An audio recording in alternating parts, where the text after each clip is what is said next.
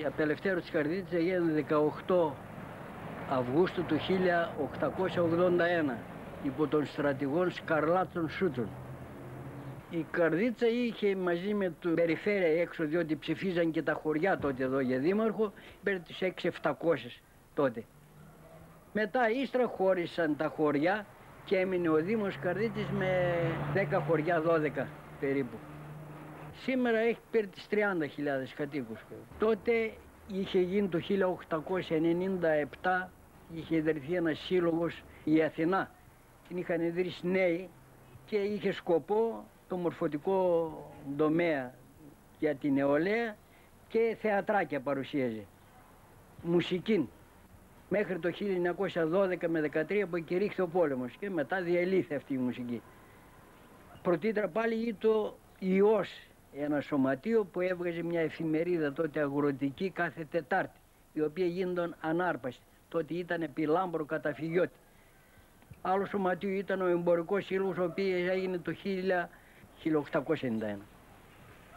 Μετά είχε γκαραγγιζοπαίχτης που έφερνε, ήταν ένα καφενείο, γυαλί καφενέ λέγονταν τότε, που ήταν μετά ο κινηματογράφος Τιτάνια. Το 1908 είχε έρθει ένα θέατρο εγγλέζικο τότε και έπαιζε εδώ στην Καρδίτσα. Ύστερα είχε ανεπτυγμένο εμπόριο από εγχώρια προϊόντα. Διότι παρήγαγε σωσάμε, γυφτοφάσουλα και χρήτος και το αξιόλογα προϊόντα αυτά και τα ζητούσαν πολύ και έρχονταν τις Τετάρτες, παρουσίαζε εξαιρετική κίνηση. Αυτού είχε γίνει πρωτήτερα μια αγορά επί Χρήστου Λάπα, αλλά έμεινε ημιτελής και ήρθε έκτοπτος τότε ο εργολάβος, διότι δεν ετήρησε τους λόγους της συμβάσεως και παρέμεινε μέχρι το 1932 και επί δημάρχου τότε Αστεριάδη Αλαμανή έγινε η νέα αγορά αυτή, η οποία περιλαμβάνει χασάπικα, ψαράτικα και μανάβικα. Τα προϊόντα είχαν η παραγωγή από τα διάφορα χωριά της περιφερειάς μας εδώ.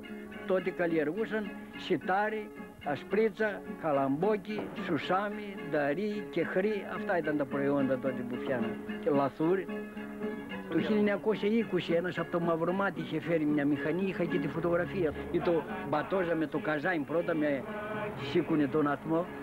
Ο Κρύος από το Μαυρομάτι είχε φέρει και αυτός άλλη μια μποτόζα, μετά είχε φέρει ο Παγάνας με τους γεωργικούς συνεταιρισμούς και μετά άρχισαν οι κομπίνες να έρχονται.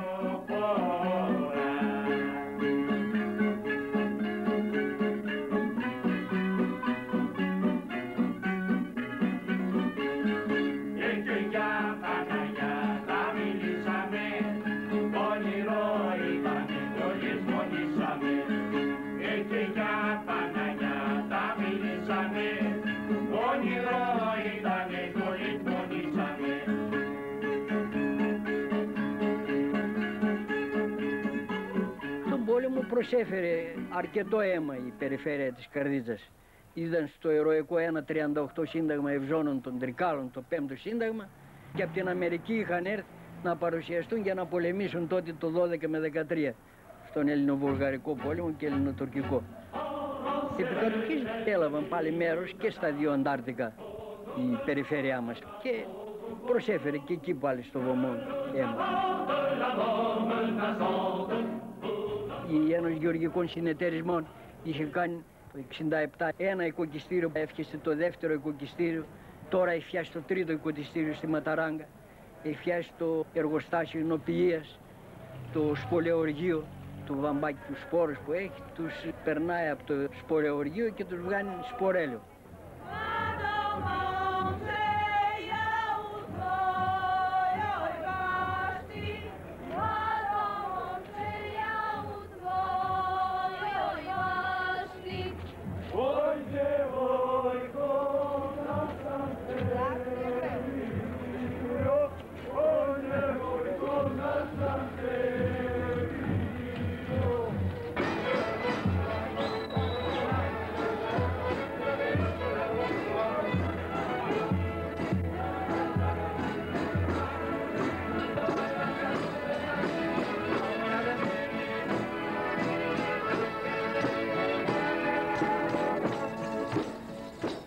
Οι εκδηλώσεις στα Καραϊσκάκια 82 άρχισαν από τη Δευτέρα με έκθεση των καρτιζόμενων βράχων. Επίσης την Τετάρτη ήρθε το προπονησιακό θέατρο και συνεχίζονται χθες Παρασκευή με διάφορα συγκροτήματα ελληνικά και ξένα. Σήμερα επίσης το ίδιο. Αύριο θα συνεχιστούν στο χωριό που γεννήθηκε ο Καραϊσκάκης το πρωί.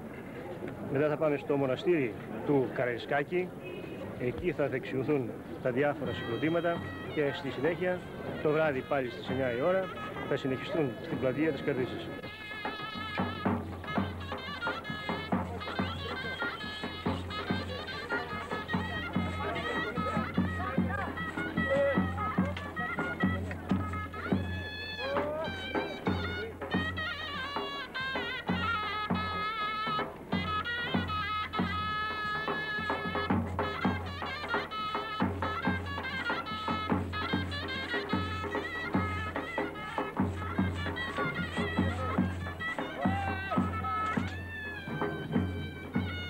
Είναι μια φολκλωρική γιορτή. Συμμετέχουν λαϊκά συγκροτήματα από όλη την Ελλάδα και από το εξωτερικό, χορευτικά, που χορεύουν λαϊκούς χορούς. Είναι μια προσπάθεια να διατηρήσουμε και να προβάλλουμε τους χορούς και τα τραγούδια της πατρίδας μας. Το Διοικητικό Συμβούλιο των Καραϊσκακίων είναι επταμελές. Αποτελείται από τον πρόεδρο, τον αντιπρόεδρο, τον γραμματέα, τον ταμεία και έχουμε και τους τρεις εφόρους.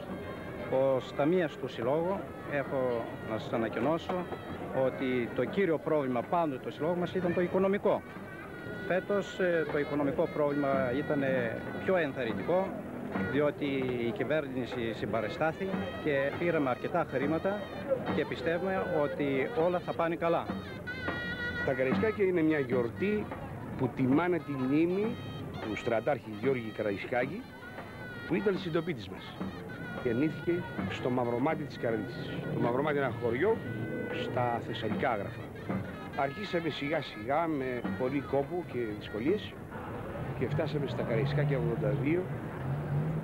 Χτες ήταν η πρώτη μέρα και το συγκινητικό ήταν η μεγάλη και αθρώα προσέλευση του λαού από την Καρδίτσα και από όλα τα γύρω χωριά.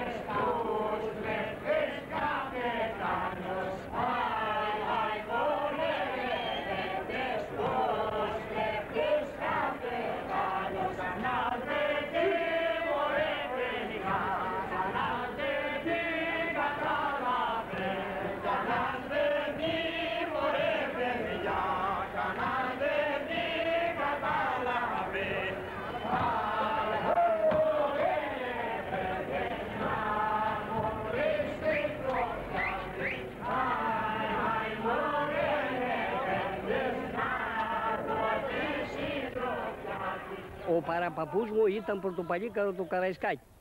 Λέγονταν Στέργιο Τρανταφιάς. Ήταν από εδώ από το Μαυρομάτι. Η μητέρα του Καραϊσκάκη γεννήθη στη σπηλιά Μαυροματίου. Έφυγε από τη Σκουλικαριά και ήρθε στο μοναστήρι του Αγίου Γεωργίου. Εκεί βρήκε τον Ίσκο. Κίνησε έγκυος από τον Ίσκο και μετά την κυνηγούσαν οι Τούρκοι για να τη συλλάβουν να την περάσουν στο Λιμουτόμο. Αλλά αυτήν ήρθε στο Μαυρομάτι και κατήχησε στο Μαυρομάτι. Τον έπιασε η καλογραία αυτήν από έναν κατσαντόν κλέφτη. Μετά επί Τουρκίας μου έφεγε αυτή η γραία της στον Άγιο Γεώργιο απάνω στο Εξοκλής, αφού προχώρησαν και εκεί ας πούμε και λοιπά οι Τούρκοι, και να αγκάσει η γραία να πάει στη σπηλιά και να τον γεννήσει ας πούμε, μήπως μην τίποτα. Και γεννήθηκε ο Καραϊσκάκης και έγινε 16 χρονών και βγήκε στο Αρματολίκ με τον Κατσαντόνι. Ήταν ό,τι τον έλεγαν Μούλο και έκαναν και πετροπόλεμο. Γιατί αυτός ήταν ικανό παλικάρι, διότι ήταν από παλικάρι. από τον Βάλτο. Η μητέρα του δεν τον παντρεύτηκε. Παντρεύτηκε έναν άλλον, ο οποίος δεν τον γνωρίζω πώς λέγονταν. Αφού μεγάλωσες πάνω στο χωριό μας και λοιπά, εκεί σπίτι, άρχισε να δημιουργεί κάτι κι αυτός, μια ομάδα και σιγά σιγά με τους άλλους συναδέλφους και λοιπά. Πολέμησαν εδώ εκεί, τέλος πάντων, όπου φέραν και την ελευθεριά. Καραϊσκά και μη κι άρχιγε, όχ ρε ντρε μου, τα βιλάε πια. Ο Καραϊσκάκης, ο σύλλογος μας, ιδρύθηκε το 1971. Αν και κύριος σκοπός του είναι οι εκδηλώσεις Καραϊσκάκια που κάνουμε κάθε χρόνο στην πόλη μας, κάνουμε και πολλές άλλες εκδηλώσεις. Συγκεκριμένα κάθε χρόνο, επειδή ο σύλλογος εκτός από τη λαογραφία ασχολείται και με τα σύγχρονα προβλήματα, κάνουμε αρκετές διαλέξεις για όλα τα θέματα που καίνε. Κάνουμε εκθέσεις ζωγραφικής και των καρδιτσωτών ζωγράφων και των Θεσσαλών ζωγράφων και ατομικές νέων καλλιτεχνών που προσπαθούμε να τους αναδείξουμε και να τους κάνουμε γνωστούς.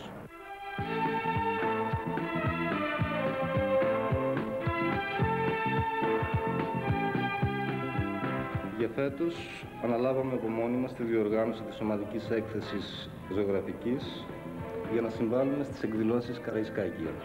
Πήραμε την πρωτοβουλία αυτή επειδή ο τοπικός οργανωτικός φορέας των Καραϊσκακίων για πρώτη φορά φέτος δεν ανέλαβε την διοργάνωση της εκθέσεως. Σκοπός των καλλιτεχνών είναι με την ομαδική του συμμετοχή σε αυτή την έκθεση να παρουσιάσει νέες δημιουργίες στο φιλότεχνο κοινό της πόλης μας, καθώς και στους επισκέπτες, και να δοθεί η ευκαιρία σε νέους καλλιτέχνες να παρουσιάσουν δουλειά τους. Στην Καρδίτσα είναι γεγονός πως υπάρχει παράδοση στον χώρο της τέχνης, αρκεί να αναφέρουμε τον Γιώργο Βαλταδόρο, που δυστυχώς πέθανε πρόωρα, έδωσε όμως έργο σε μια εποχή άγωνη πνευματικά, πρωτοποριακό στη ζωγραφική σε πανελλήνια κλίμακα, καθώς και γραπτό λόγο που τιμήθηκε επάξια από κριτικούς και μεγάλους λογοτέχνες όπως τον Ιρβάνα, τον Παλαμά και άλλους. Εκδόθηκε ευτυχώς τελευταία επιμελημένος τόμος με τα άπατα του Γιώργου Βαλταδόρου. Επίσης πρέπει να αναφέρουμε τον Δημήτρη Γιολδάση, που ύμνησε με την τέχνη του το θεσσαλικό χώρο. Η τέχνη του καταξιώθηκε και ένας αριθμός καλλιτεχνών κινείται στα χνάρια του, με αποτέλεσμα να ονομαστεί το ρεύμα αυτό Σχολή Γιολδάση.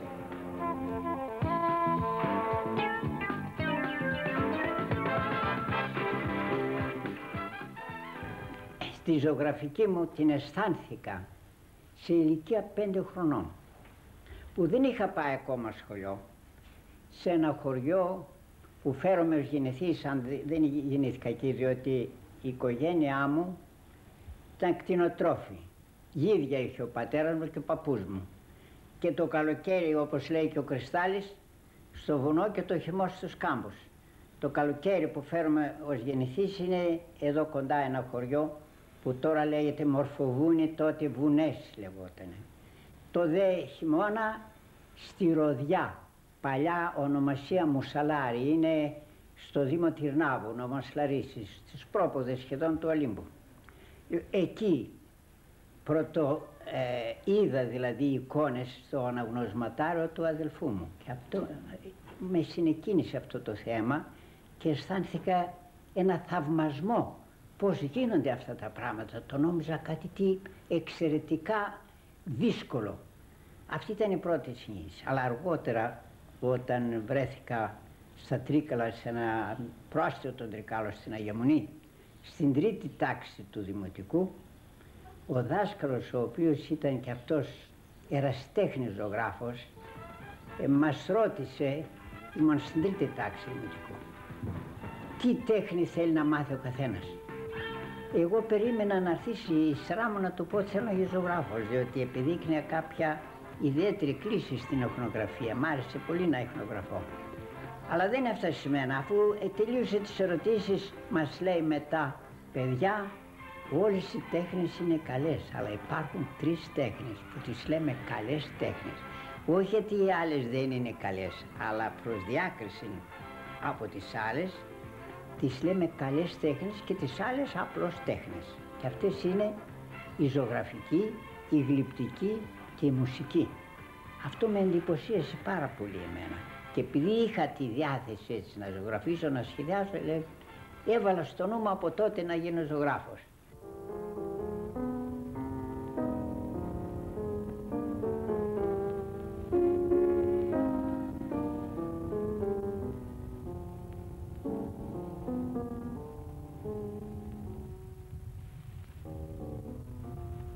Η Λεύκη είναι ένας σύλλογος που ονομάζεται Λέσχη Ερασιτεχνών Φωτογραφίας και Κινηματογράφου. Έχει έδρα την Καρδίτσα. Ο σκοπός της ιδρύσεως είναι η εξύψωση του καλλιτεχνικού πνεύματος πάνω στο χώρο της φωτογραφίας και του κινηματογράφου. Εκτός από αυτό έχει και σαν σκοπό την καλλιτεχνική αποκέντρωση. Η Λεύκη έχει κάνει αρκετές εκθέσεις. Εκείνη που ξεχώρισε περισσότερο ήταν η έκθεση παλιάς φωτογραφίας. Οι παλιοί θυμηθήκανε παλιές αναμνήσεις και οι νέοι νοσταλγήσαν το παλιό παρελθόν. Η Λαϊκή Βιβλιοθήκη έχει ζωή 55 χρόνια. Στάθηκε για την πόλη το κυριότερο πνευματικό κέντρο. Η Λαϊκή Βιβλιοθήκη ιδρύθηκε τις 30 Αυγούστου του 1927 από μια ομάδα νέων. Συγκεντρωθήκαμε στο ποτοποιείο του Ριζοπούλου, διότι ήταν και αυτός από τα ιδρυτικά μέλη, και υπογράψαμε το καταστατικό απάνω σε ένα κενό βαρέλ, μια μπόμπα που ήταν εκεί το υπογράψαμε οι ιδρυτές, το καταστατικό του συλλόγου. Και μετά ύστερα μας παρεχώρησε ο Σεβασμιότατος Ιεζικίλ το βόρειο-ανατολικό δωμάτιο της Επισκοπής και προσωρινώς στεγαστήκαμε εκεί. Μετά ύστερα έγινε ένας έρανος με την συμπαράσταση του Δημάρχου Αστεριάδο Λαμανή και πέτυχε ο έρανος αυτός, και εκεί, αφού μάσαμε αρκετά λεπτά, αποφασίσαμε και νοικιάσαμε ένα ίδρυμα που ήταν στην οδόν Καρδιτσομαγούλης. Είχαμε συγκεντρώσει περί τους 500 τόμους τότε την πρώτη χρονιά. Το 1929 το Διοικητικό Συμβούλιο απεφάσισαν και διοργάνωσαν μια συναυλία από 50 όργανα. Στις 19 Τρίτου 30 έκανε τις νυχτερινές σχολές αναλφαβήτων παιδιών. Το 1932 έγινε το υπολίκρωτος δίκη με κατηγορουμένο στο Διοικητικό Συμβούλιο της Λαϊκής Βιβλιοθήκης αληθωώθη Παμψηφή. Μας κατηγόρησαν τότε ότι είναι κόκκινη φωλιά, ότι έχουμε κομμουνιστικά βιβλία και δίνουμε. Μας κατέστησαν τότε το βιβλίο «Ο Επίγειος Παράδεισος», ήταν του Τριανταφυλλίδου. Μόλις του είδαν, κατάσχεται αυτό το κομμουνιστικό βιβλίο. Πρέπει διάβασέ το να δεις τι λέει μέσα. Στην περίοδο της Εθνικής Αντίστασης, τα περισσότερα μέλη της Λαϊκής Βιβλιοθήκης πήραν μέρος ενεργό σε αυτόν τον αγώνα και στα κατοπινά χρόνια αντιμετώπισαν πολλές διώξεις. Και η δουλειά της Λαϊκής Βιβλιοθήκης στα χρόνια που ακολούθησαν την Εθνική Αντίσταση είχε μια ύφεση. Αυτή κράτησε αρκετά χρόνια και μετά το 50 είχε πάλι μια άνθηση μέχρι και τη δικτατορία του 67. Η Λαϊκή Βιβλιοθήκη διαθέτει 14.000 τόμους βιβλία, πολλά των οποίων είναι πολύ παλιάς έκδοσης, του 1830 και μετέπειτα, μερικά δε και του 1400. Ένα πρόβλημα είναι ότι η βιβλιοθήκη αδυνατεί να ανανεωθεί σε βιβλία. Η επιχορήγηση από το Υπουργείο Πολιτισμού είναι μόνο με 50 βιβλία το χρόνο και έτσι σε αυτόν τον τομέα μένουμε λίγο πίσω.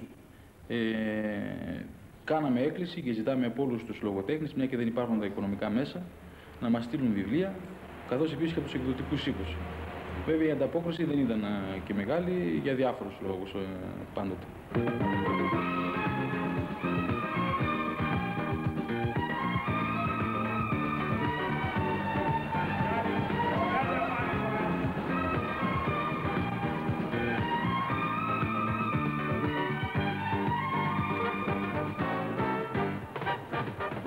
Το κολυμβητήριο άρχισε να λειτουργεί στην Καρδίτσα για πρώτη χρονιά φέτος, κάτω από δυσμενείς συνθήκες, διότι όλα που είχαμε παραλάβει από την παλιά διοίκηση δεν ήταν τελειωμένα.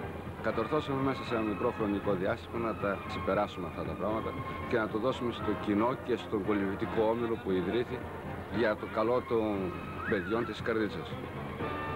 Το κολυμβητήριο είναι μικρό για την πόλη της Καρδίτσας, διότι όταν ο κολυμβητικός όμιλος έχει γύρω στα 400 με 500 παιδιά και κάθε μέρα έρχονται να κολυμβήσουν γύρω στα 150 άτομα, οι δυνατότητες είναι πολύ μικρές για αυτήν εδώ την πισίνα των 25 μέτρων που έχουμε φτιάξει. Η δραστηριότητα του κολυβητηρίου έχει αρχίσει τώρα περίπου και ένα μήνα.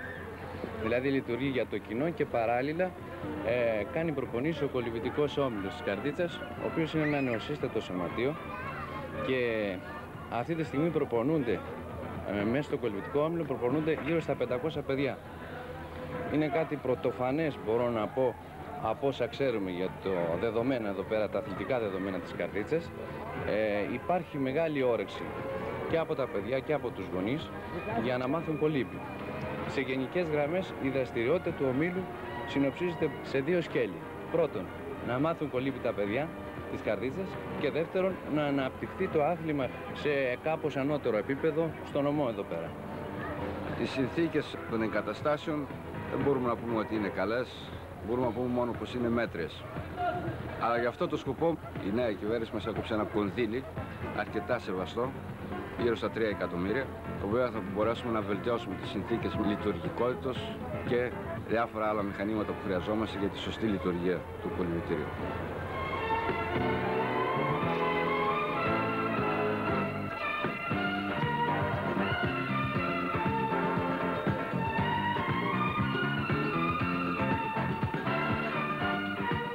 Τότε ο πλαστήρας που ερχόταν το καλοκαίρι πάνω με τον Κοτσοκώστα τον Πρίτανη και πήγαινε κοινή στη θέση αυτή που είναι τώρα το χωριό Νεράιδα αυτό. Από εκεί απάνω συνέλαβε αυτός με τον Κοτσοκώστα ότι σου λέει αυτό το υψίπεδο της Νευροπόλης μπορεί να γίνει μια λίμνη και να χρησιμοποιήσουμε το λευκό άνθρακα.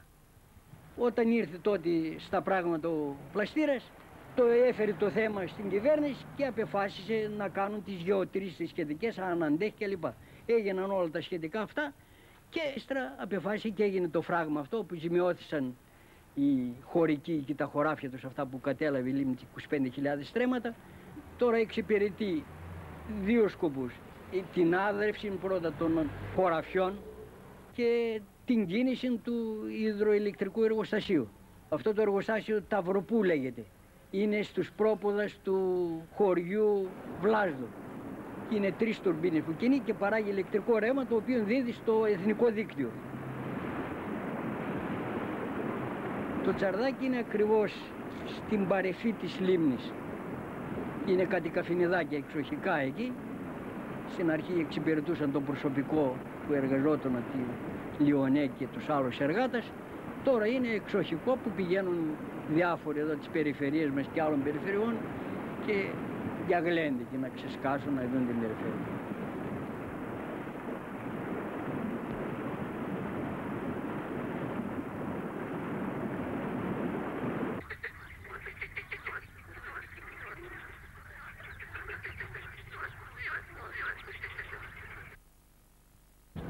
Αυτό είναι φάρμακο για τον πονοκέφαλο. Οι παλιακοί έβαζαν βδέλες και τραβούσαν το παλαβό, το αίμα που λέμε. Στα πόδια, στα χέρια βάζαν από αυτό. Είναι ο Γιώργος ειδικός, πάει μέσα, βάζει το πουδάρι μέσα στο βάλτο, κουλάνε στα πόδια του και μετά τις μαζεύει και τις βάζει μέσα στα μπουκαλάκια και έρχονται οι κουντίδες εδώ να πούμε και παίρνουν και βάζουν στο κεφάλι. Είναι η πυρογή τέτοια που έχουν παλαβό αίμα, είμαστε παλαβιάρδες εδώ στην Καρδίτσα.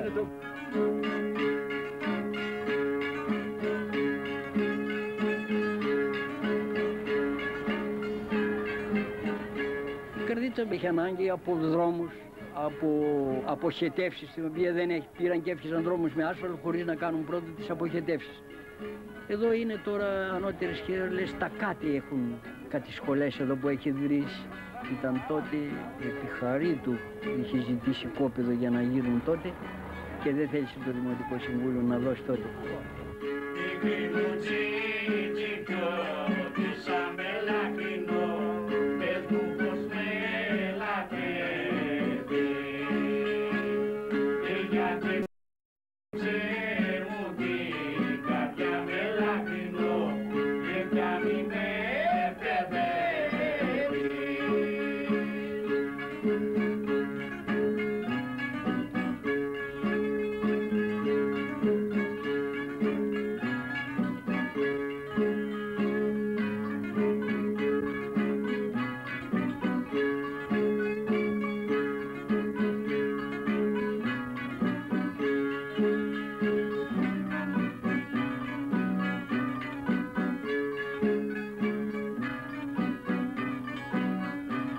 που θα έβγαινα στη σύνταξη του 1976 άρχισα να μάθω όργανο, γιατί παλιά στην κατοχή έπαιζα κιθάρα. Γιατί ο άνθρωπος που βγαίνει στη σύνταξη πρέπει να έχει ενδιαφέροντα. Το δικό μου ενδιαφέρον και το μοιράκι ήταν το παλιό ρεμπέτικο τραγούδι, γιατί το έζησα κοντά στο σπίτι μου, από μικρό παιδί που ήμουνα. Ασχολήθηκα πολύ με το τραγούδι. Δηλαδή χοροδός, και τραγουδώ ακόμη σήμερα 45 χρόνια χοροδός. Βρήκα 2 συνεργάτες εδώ τα παιδιά και δημιουργήσαμε μια παρέα, την οποία την ονομάσαμε Ερασιτεχνική Ρεμπέτικη Κομπανία Τα Καλά Παιδιά.